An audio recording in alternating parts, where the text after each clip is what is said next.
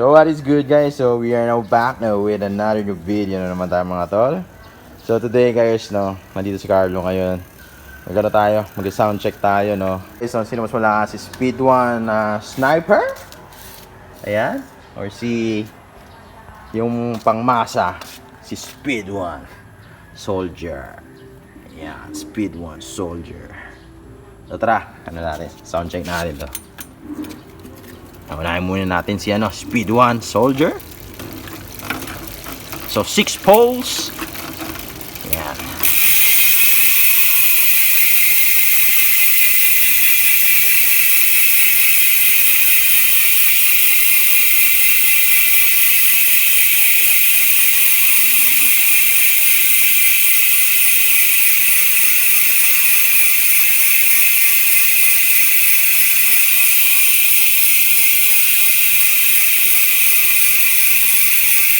Solid pa rin, ang tagal ng trailing niya.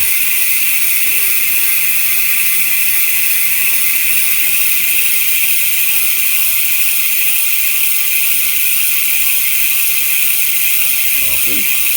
So, ayan guys, si Speedone Soldier. So, subukan naman natin si si Speedone Sniper. Okay to, sige. So, ito guys, no, Speedone Sniper 150T. So tara, pikutin natin.